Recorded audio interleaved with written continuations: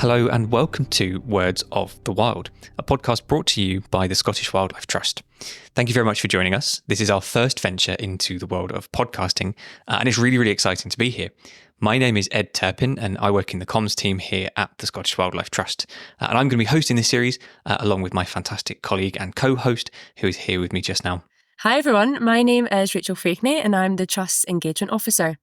So the reason we're bringing this podcast to you is not only because we have so many amazing stories to tell, but also because this year is the Trust's 60th anniversary. So we were set up in 1964 by a group of folk in Edinburgh, led by Sir Charles Connell. And since its formation, the Trust has gone from strength to strength. And the breadth of work that the Trust does, from engagement to policy to practical action, it means that there's no end of interesting stories. And it's some of these stories that we'll be featuring over the coming weeks. And we have been out and about recording stuff from across the Trust. We've heard from people in all sorts of different fields of work, all across Scotland, people who are absolutely championing wildlife across Scotland. So please do come back in future episodes. We have got some really, really fantastic stuff lined up. I mean, I'm slightly biased, but hopefully everyone that's listening finds it interesting as well. This is our first venture into the world of podcasts, as we've said. So we're really, really keen to hear what people think. So please do get in touch with us. You can reach us on social media, on all the usual platforms, Facebook, Instagram, all that kind of stuff. But if you'd like to email us, you can do that at communications@scottishwildlifetrust.org.uk. So please let us know what you think. If you've enjoyed an episode or if you've got some feedback or you want to know more about something, then please get in touch. Should we welcome the first segment, Ed, and just jump right in? Yeah, let's do it. So the first segment, I was quite lucky. I got a bit of time in the calendar with our wonderful chief executive, Joe Pike. And I sat down with Joe and I had a really, really good chat about the origins of the Trust, how things got started and some of the early years, as well as some of the highlights that she's seen over the time that she's been here as well.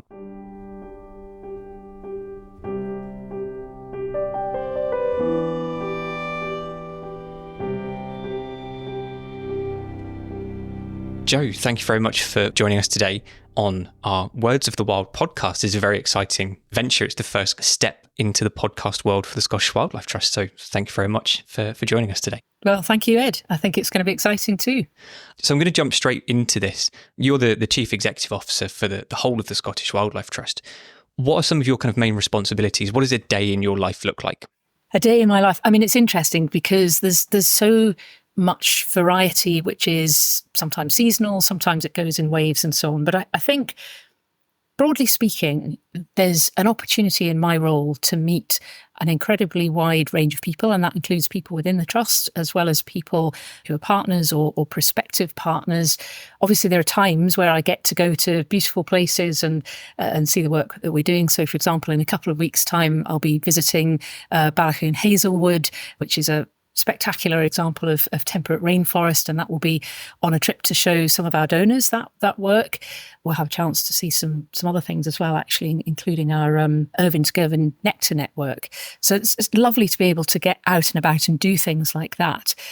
But also there's a chance to meet with people and learn. There's a lot of learning in my job. So there's a lot of learning, there's a lot of listening, talking to prospective partners, working with people who are perhaps just in slightly different fields from our own and seeing how their interests overlap with ours. So that's a big part of it as well. Obviously, there are events. So we recently had our Chair's reception, where it's an opportunity to meet supporters and say thank you and hear what is important to our members and others about the work that we do. So an enormous variety of different things, which is one of the things that I love about the role. And I'm sure that keeps you very, very busy over the course of a year. And this year is very special for the Trust. We're celebrating our 60th anniversary, so that's quite a long time. So the Trust got started back in 1964. So I want to kind of take a look back. How did things kind of get going back then? Well, I have heard all sorts of stories about the early days of the Trust, and it's interesting to browse in the library in Harbside House in our Edinburgh office. We've got a small library, and in the library there's a beautiful collection of bound books that provide a little bit of an insight into those early days. So I've spent a little bit of time flicking through those tomes, and all sorts of different interesting things stand out to me. So it's clearly a group of people who came together who were really committed to protecting Scotland's wildlife for the benefit of present and future generations. But a few things stand out. So they had a clear vision from the outset that it should be a Scotland-wide body. They debated whether or not it should be something more regional, as might be the case in other parts of the UK. But they decided very clearly that it needed to be Scotland-wide. They also decided that it was very important to consider what other organisations are already doing. Here's what they say in one of those early documents. We hope in future to preserve a fair balance between such interests as botany and forestry, geology, ornithology and zoology, without trespassing on the activities of existing bodies by devoting too much space to any one aspect of the conservation theme. Now, what's interesting to me about that is it shows that from the very earliest days of the Trust, we were conscious as an organisation of our place among other organisations and the importance of maintaining good relations and the importance of recognising the work of others. And I think that has become part of the DNA of the Trust. So it's rather lovely to see that came from the very earliest days. Yeah, and it really shows that kind of early understanding of how everything fits together, the importance of not just botany, but ornithology and zoology and all of those various kind of components playing a role within conservation. It's not just focusing on one aspect, it's kind of looking after everything and that kind of wider landscape view right back then in 1964. So that's really, really interesting. And I think right back then in 1964, it was obviously also already attracting interest from all sorts of different people. So it seems that within the first year of operation of the Trust, the early pioneers managed to amass a membership of over 400 people. Now, in 2024, we've got over 100 times that number of members now, but it's still pretty impressive to have 400 people in the first year. But again, in one of these documents, I found out that of those 400, about 30 had already joined from outside of Scotland, including one member in Australia, which, as they said at the time, shows the widespread appreciation of the importance of the Trust's aims. So bringing lots of people together, taking a very holistic approach and really appreciating the importance of building those relationships from the very earliest days. Since the Trust's inception, obviously, as an organisation, we've gone through some high points and low points along the way. What do you think are some of those kind of defining moments over the past 60 years? I'm sure you'd probably get different perspectives depending on who you asked over those years. And there's probably been plenty of unsung heroes in that period of history who have made defining contributions that have perhaps not even necessarily been realised until many, many years later. I think from where I'm sitting, there are some obvious things that the Trust has pioneered in its history, and being pioneering is one of our 6 core values. So if we were to look, for example, at the work that the Scottish Wildlife Trust did on peatlands, particularly in the 1990s, it was groundbreaking and laid the foundations for much of future practice well beyond the Trust's own work. Also, back in, I believe it was the mid-80s, there was a big conference on acid rain, bringing together all sorts of different players. So again, emphasising that desire to find common ground and bring as many people as possible into the conversation. But I think what many of our members and indeed volunteers and staff would think of when they think of recent successes would be the reintroduction of the beaver. So this was the first time that a mammal had been reintroduced to the UK as part of a proper scientific trial. It was the result of probably a couple of decades' work, actually, when we got to the point of actually running the trial and then, eventually doing the follow-up work and finally in 2019 getting protected status for beavers as a species. So I think that was an example of the Trust working very, very hard to bring people on the journey, to use an evidence base, to work in partnership. And the Trust was one of the 2 lead partners in that project, along with the Royal Zoological Society of Scotland. So I think that stands out for sure. There have been lots of things, to be honest. I think if you look at the Saving Scotland's Red Squirrels project, that has been running extremely successfully for well over a decade now and is an example of where we have really stemmed the potential decline and loss of an iconic species in Scotland through the very targeted efforts that we've made. But, the Trust continues to move into new spaces as well, and more recently has been doing things on nature finance, building on some of the work that we've done in the last decade or so on natural capital. And that can be a little bit alien to a lot of people. What does it even mean? But essentially, it comes down to helping people to understand that a healthy natural environment is not only intrinsically valuable, and not only do we have a moral imperative to protect it, it's also the foundation of our entire economy and our well-being and everything. So I think the Trust is good at trying to make complex subjects a little bit more readily relatable to different audiences. At risk of putting you on the spot just a tiny bit here, if you could give a message to the people listening to this, whether they're walking the dog or putting the hoover around the house, what would you say to our listeners and supporters? I would say there are probably more ways in which you can be part of nature's recovery than you realise, actually. So there are lots of ways that you can support the work of the Scottish Wildlife Trust. You can become a member if you're not a member already. You can look at our volunteering opportunities on our website if you're not already a volunteer, and you can spread the word. I mean, even looking on social media at the Words of the Wild story writing competition that or nature writing competition, I should say, that we just launched as part of our 60th anniversary celebrations, even spreading the word about things like that would be an enormous help. But it does go beyond that. So I think it's about people realising that they can make little changes in their everyday lives. And that might just be about having conversations with friends and family, but it might also be about choosing a peat-free compost for your garden. Or it might be about talking to a politician who arrives on your doorstep because an election is coming up and asking them what they're doing for nature. So it's thinking holistically, and it's realising that there are probably ways that we've not even thought about yet in which individuals and communities will be able to get behind this effort and be part of the solution. And so, some of the people listening might even be able to come up with some of those new ways and pioneer those themselves. But there's no shortage. And do believe it will make a difference, because it really, really will be valued. Brilliant. Thank you very much. And thank you for your time today. It's been really interesting kind of taking a look at past, present and future of the Scottish Wildlife Trust. So thank you very much, Jo.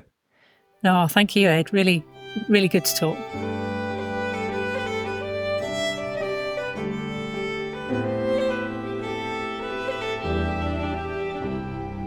There you go. That was our first segment. Hopefully you enjoyed that. I had a really, really interesting time talking to Jo. She'd obviously spent a bit of time kind of looking at the history of the trust and how we'd got started. And I think some of those stories and the motivations that people had 60 years ago to start the trust are super, super interesting. So it was really interesting to have a chat with Jo then. What I think's really interesting is that the Trust got its 400th member the year after it started, although it started with a lot fewer than that. And we now have over 40,000 members. So it's amazing to see how far we've come along since 1964. So as part of the Scottish Wildlife Trust's 60th anniversary celebrations, we are also running our Words of the Wild storytelling competition. We're inviting you to tell your stories of Scotland's wildlife and wild places. Whether you've witnessed a breathtaking wildlife spectacle or you've had a wildlife encounter that stopped you in your tracks, we'd love to know which words you'd use to describe these wild experiences. That's right. So whether you've never written anything like this before or you're an avid writer, you can send up to 1,000 words of nature writing, and it can be in any form you like. So you could send us a poem, a letter, an article, or a short story, or even a song lyric if that's your jam. As long as it's connected to native Scottish wildlife, you can submit it to the competition. So entries can be fiction or non-fiction, so imagined or real, but we are looking for stories of real Scottish wildlife. So unfortunately, no stories about wild haggis or fairies, please. So we have a junior category for under 18s, and we've got an adult category for everyone over 18. And the winners will receive a great bundle of prizes. So it includes a pair of fantastic binoculars from Viking Optical, an environmental book subscription from the Main Street Trading Company. We have vouchers from NHBS, which is a super company that have a huge selection of wildlife watching and surveying equipment. And for the junior category, there's a great trail cam starter bundle, and it has everything in there that you need to get started with your wildlife watch exploring. So deadlines for entries are the 31st of August 2024, so this year. So please head over to our website. You'll find all of the details and how to submit your entry. And good luck. It's really, really exciting. I don't think I'm allowed to enter as I helped to organise the competition, but if I could, I absolutely would, because some of those prizes are absolutely fantastic and we are really, really excited to hear your words of the wild. A large part of my job is working with our fantastic volunteers at the Trust. Just the sort of passion that our staff, our volunteers, the people we work with, partners-wise. Yeah, I'm just grateful every week to just be around so many fantastic people that are just so passionate for what they do. It's great. And that leads on really, really nicely into our second feature of this episode. So as part of our 60th anniversary celebrations, we've been running a series of storytelling events where we've been going to various reserves across Scotland to hear from some of the staff, the volunteers and the local people as well who have got connections to some of our sites. And a little while ago, kind of early May, I headed over to Loch of the Lows, where our chair, Kenny Taylor, who's absolutely fantastic, he sat down with a couple of our long-standing volunteers, Gordon and Marion, to hear about some of their experiences volunteering at Loch of the Lows.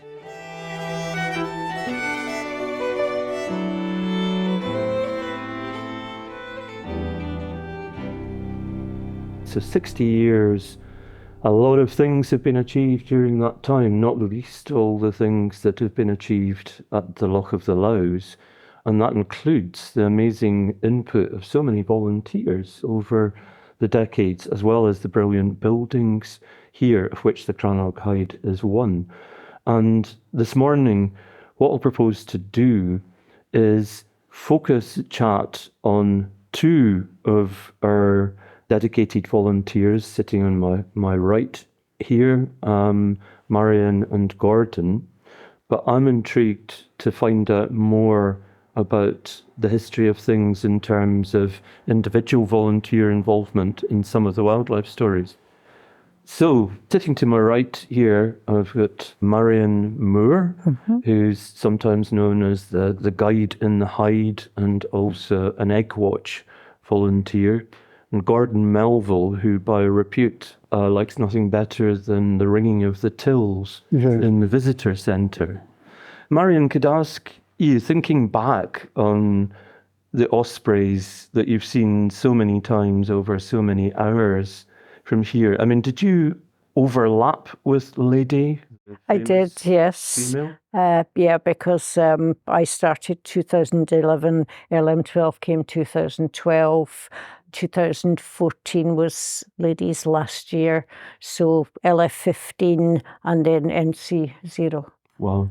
Yeah, so, and with that, looking at them in detail as you do, are there individual differences that you can spot? You know, if you're looking at the bird that's sitting on the nest on the webcam at the moment, can you tell her as an individual, or do you need to be an osprey to do that? No. Well, you've got osprey. I've got osprey superpowers. Of course I have. No, the ospreys have all got different marks. Their markings on their heads, their chest bands, both males and females, you can usually tell from that. But one of the biggest things is when they come back from their migration, when they land on the nest, they are comfortable. They're not looking around. You can see as LM12, the first thing he did was move sticks. Always. You could just tell it was the bird. She landed on the perch at the side there. And before she even jumped onto the nest, I knew it was her. And that was watching on the video at home. Wow. You just get used to little bits about them, things they do. As I say, their markings and things. She's got little bits at the side of her band that goes across their eyes. You can see there's a wider white mark she's got. She's got a funny shape on the back of her head. Raz calls it a rocket ice lolly. It's that kind of shape. LM12 had what we called a Spanish dancer. It looked like a Spanish dancer with her hands up and her skirt flaring. So it was all things like that. It's that we used to, because LM12 obviously wasn't ringed. So that was how we identified them. And as I say, they just looked so comfortable on the nest, whereas if they were an intruder, they'd be kind of watching for the owner turning up. And you do get intruders from Oh, yeah, especially at this time now, because the 2-year-olds are starting to come over, 3-year-olds. So that's what a lot of the intruders are. Their first journey back across is generally just a bit of a recce to see what's going on, and they can cause all sorts of havoc on the nest, trying to land on nests, and just interfere with the male and female bringing their chicks up nicely.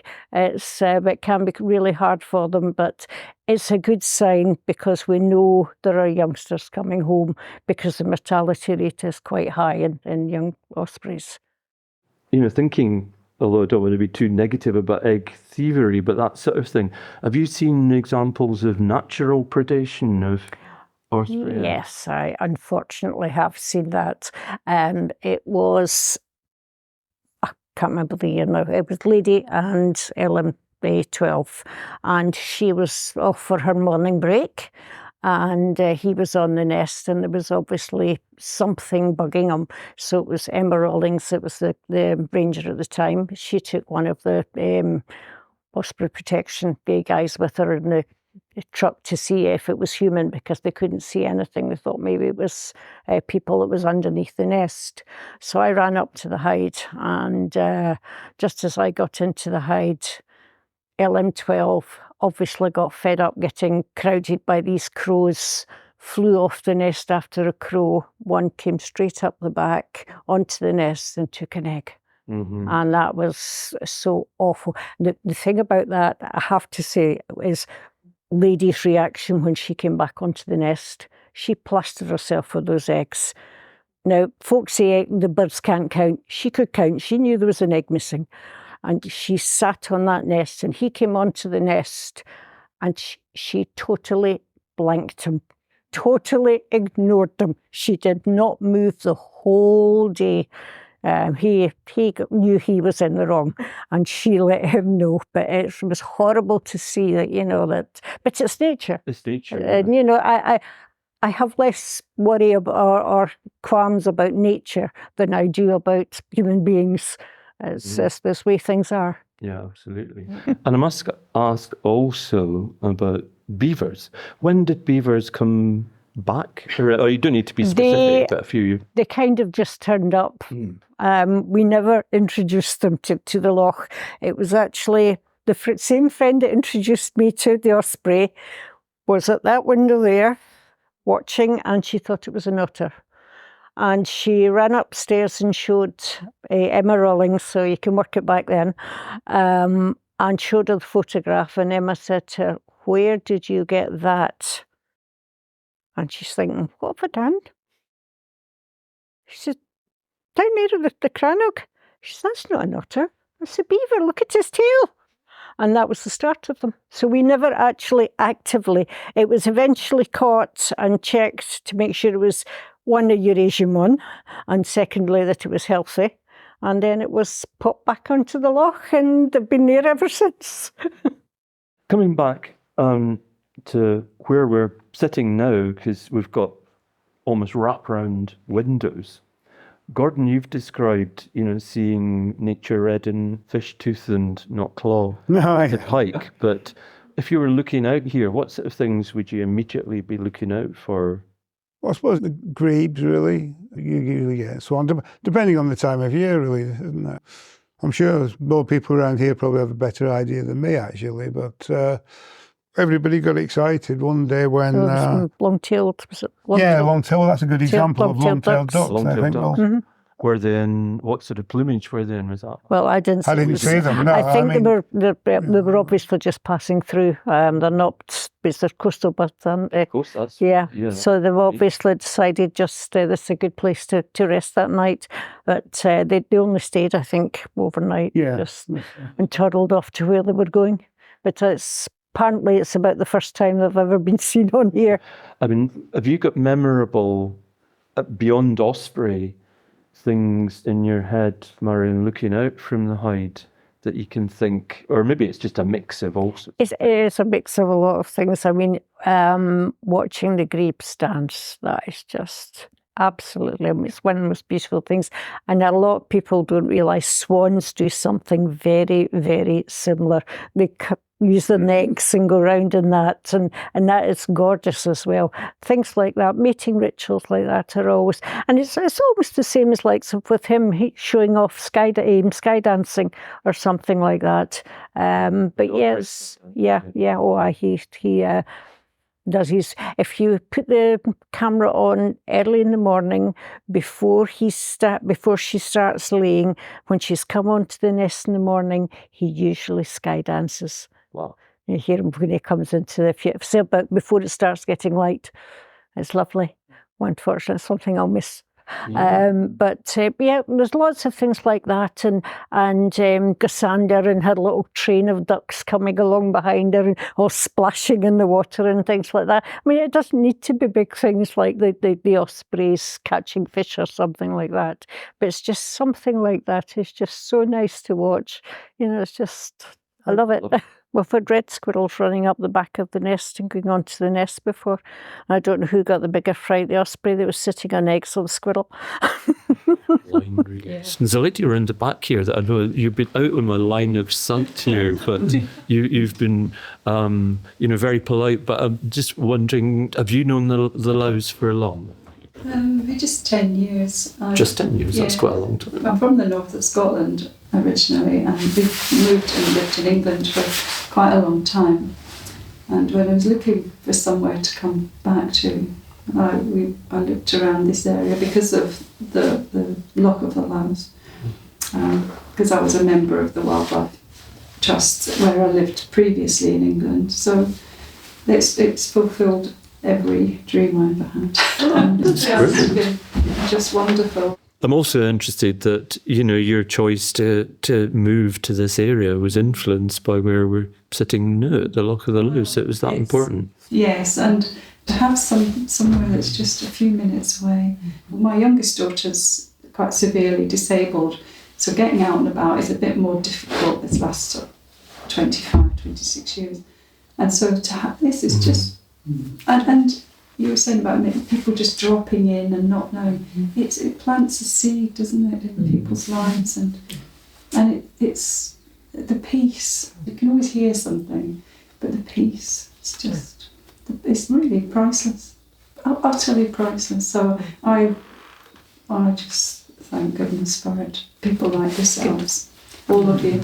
And lovely stories. Great to hear everybody's stories. I think you've just done a beautiful roundup of discussion here, and I think that's a good point to say, or maybe conclude, with your lovely words there, and just to thank everyone for your contributions, both today, but also for your enthusiasm for this very special place and the creatures that are here, and also for your support for the Scottish Wildlife Trust. It really means a lot, and I can hear from what you've said, it means a lot to you individually, but collectively as the Scottish Wildlife Trust, it's people like yourselves that just make the whole organisation tick and make it worthwhile for all of us, myself included, who work as volunteers, really to keep the show on the road, and also be amazed by how things just develop through the years as we get success. Not everything can work, but when it does work, it's really inspirational.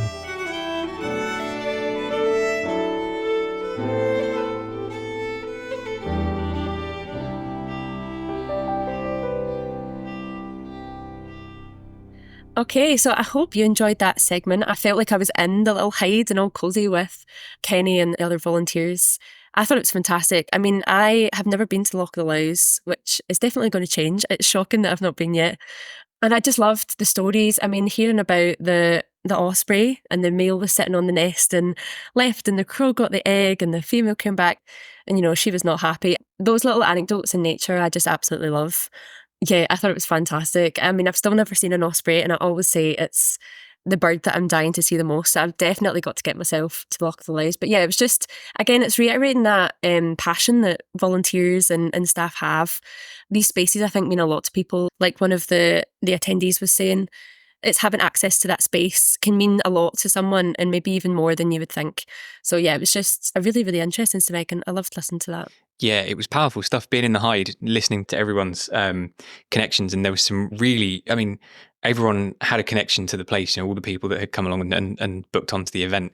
Everyone that was sat in the hide that day had a real connection to the site, whether it was just somewhere they went for a bit of peace and quiet, or they'd seen their first osprey, or whatever it was. So it was a really, really personal, quite an intimate event. It was great. But I am amazed you've never been to Laos. You've definitely got to get up to Loch I Laos. know. It's such a good place to see osprey. I can't guarantee you'll see them every time you go, but Yeah. I mean, I've been in driving sideways rain and they've still been there. So it's definitely good odds if you get up there. Yeah, I mean, that's the thing. Loch Lewis has just such amazing wildlife. I mean, red squirrels, beavers, great spotted woodpeckers, loads of things. So yeah, I really do need to get myself there. Definitely, yeah, it's an absolute hotspot. So for the last feature of this episode, we are going to be talking about the Khoigack and Assynt living landscape. Khoigack and Assynt living landscape is one of the biggest living landscape projects in Europe. So it's absolutely huge. It covers a really enormous area. And it's one of the biggest projects that I think the Scottish Wildlife Trust is involved with. So we're going to hear from a few different people who are involved in the Khoigack and Assynt living landscape project. So we've got a few different voices that will be coming in on this feature. It's a really, really interesting piece of work and there's some great stuff happening. So enjoy.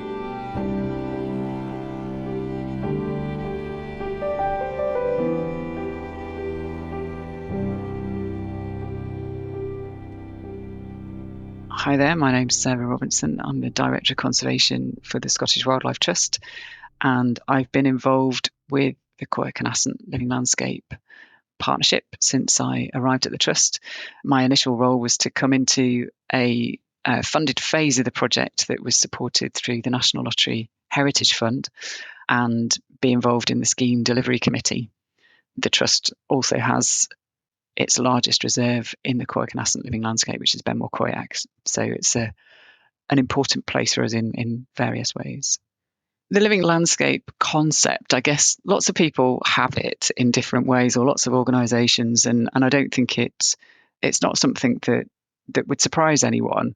But I think it was the Trust, when they launched a long-term vision for nature conservation in Scotland way back in 2006 called Natural Connections, what underpinned that concept was the ecosystem approach.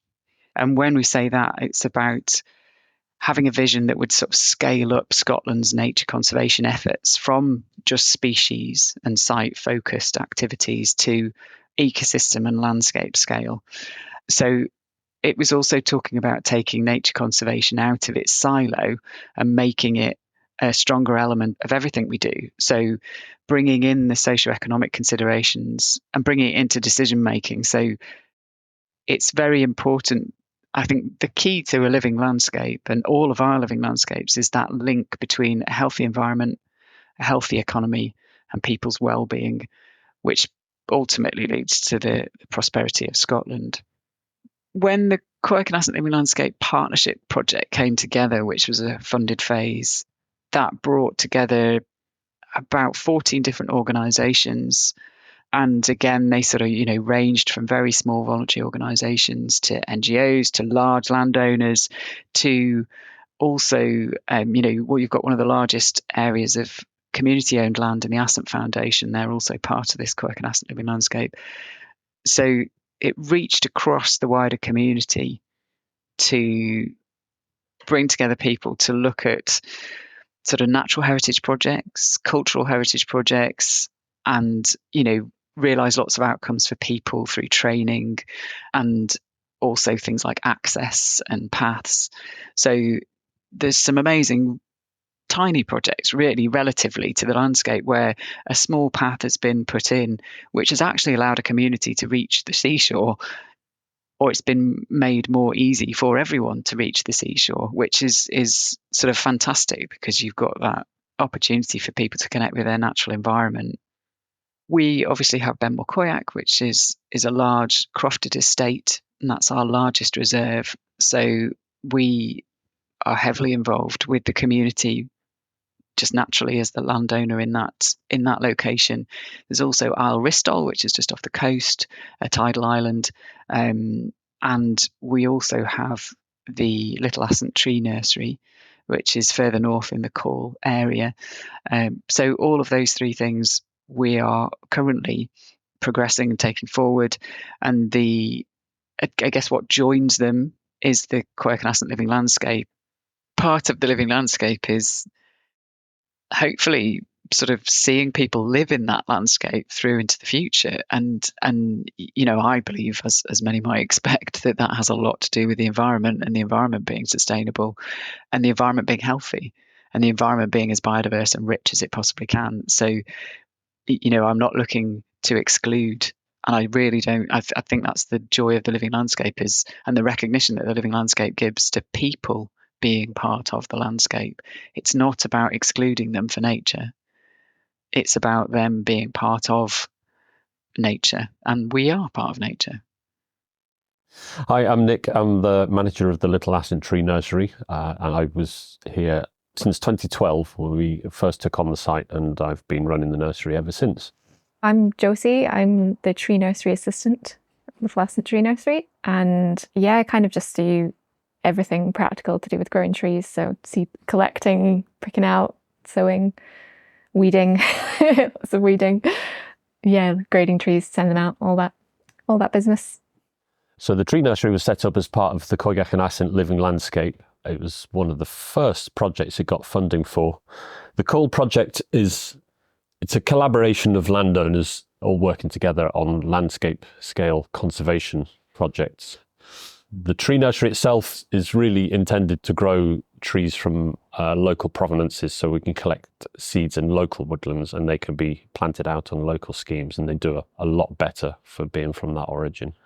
So we grow about 60,000 trees a year, which sounds like a lot. In the industry, it's not really a lot. We'd be classed as a small tree nursery, but it's quite enough for us. So it's still challenging to grow that quantity and make sure the quality is up to scratch, and make sure the rodents don't eat too many of your seeds and seedlings, which does happen. A lot of them go locally to sort of anyone that wants to buy trees. So there is quite a lot of planting schemes going on in the area that we sell trees to. There's some sort of community partnerships. So the Woodland Trust and Ascent Foundation, who are a local community landowner, they currently have a partnership for lots of planting. So we've sold a lot of our trees to that project. We also provide trees for the Woodland Trust's Croft Woodland scheme. So they help crofters put trees on their land for shelter belts or whatever. And local estates who are wanting them for kind of riparian planting around their rivers, particularly around salmon or, any reasons that you want trees. As well as just like people locally from the village who want, a single tree for their garden, or, if somebody wants them for their croft, or we even sell a few sort of wildflowers like primroses or honeysuckle. Climatically, it's quite an interesting place to live. It's quite short summers, quite a lot of rainfall, being on the west coast.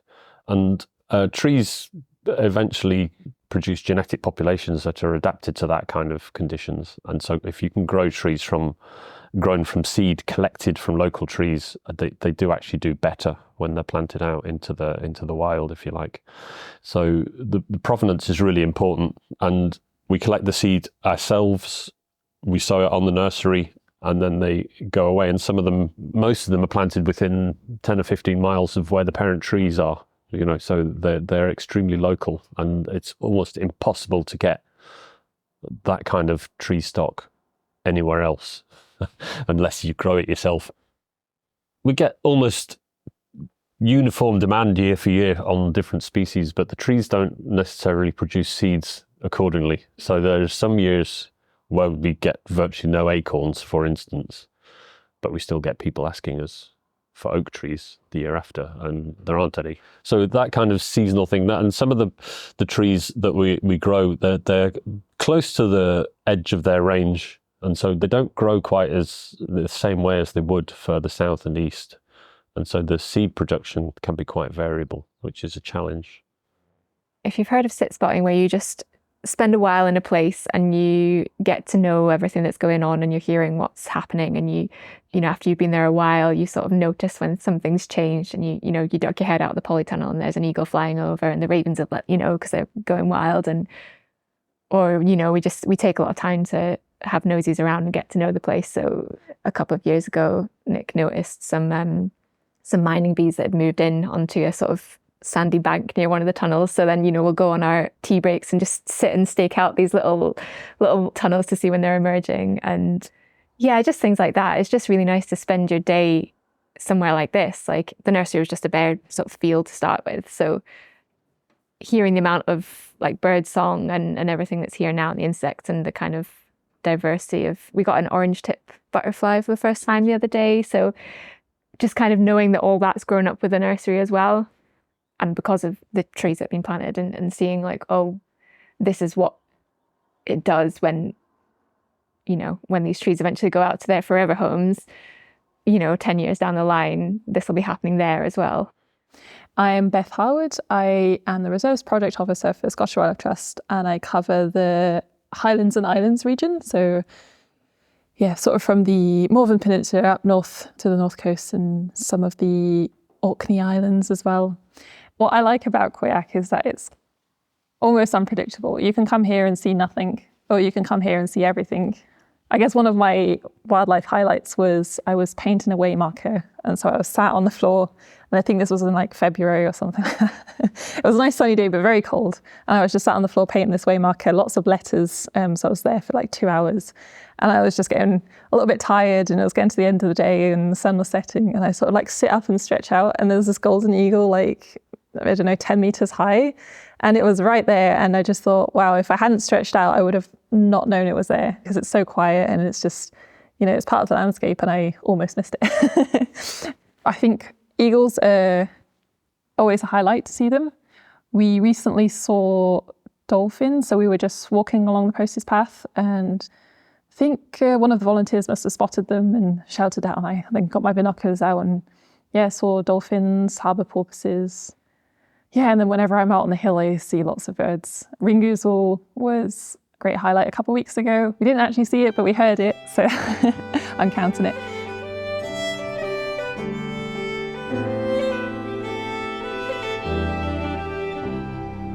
Okay, everyone, I hope you enjoyed that. Again, I feel just transported back into the event. I thought it was fantastic to hear all about the tree nursery and the work that's being done. Like Ed was saying, it's certainly one of the biggest sort of landscape projects that we're working on, and it was great to hear from Nick and Josie that are right in there looking after the trees. Yeah, I thought it was fantastic. Yeah, I went up and spent a bit of time recording with Nick and Josie, and Beth as well, who's our North Reserves officer who works on Benmore Quoyac. And I didn't want to come home, I'll be completely honest. It was such an enchanting place. It is absolutely stunning. It's a phenomenal landscape. And as we'll feature in future episodes, we have also had a storytelling event up there where we met some of the local people. And the connections to the landscape up there are huge. You know, there's a lot of crofting happens. And yeah, people have such a real connection to the place. It is a really, really stunning part of the world. So if you're in the area, or if you've got the opportunity to visit, I'd highly recommend it. It is absolutely stunning. There's some really, really beautiful scenery, and the wildlife is phenomenal. There's so much stuff to see. The first evening I was there, I was lucky enough to get a view of a couple of eagles. So oh, brilliant. Definitely worth a visit. Yeah, I feel like after this podcast, I'm going to have a large list of places in Scotland that I need to visit. A huge tick list. Yeah, pretty much. I mean, it was part of my sort of 2024 bucket list to try and visit as many places as I can. Because yeah, there's so many, and I've lived here pretty much all my life, and there's still so much more to explore. It's great. Yeah, there's so much stuff to see and do. Well, that's us. That is our first episode. Hopefully everyone has enjoyed that. And like I say, thank you for joining us on our first venture into the world of podcasts. If you have got some feedback, please do get in touch. Drop us a message on social media, or drop us an email at communications@scottishwildlifetrust.org.uk. But thank you very much for joining us. Yeah, and please do join us again for some more amazing stories and tales of the Scottish Wildlife Trust and the work we do, and yeah, some more hopefully very interesting anecdotes from our guests. Yeah, absolutely. Yeah, we've got some really fantastic stuff coming up. I've had a bit of a sneak preview. I was doing quite a lot of the recording, and there is some really, really interesting stuff from all across the Trust and all across Scotland as well. So we hope you've enjoyed this episode and some of the stories that have been shared. Please join us next week for more Words of the Wild.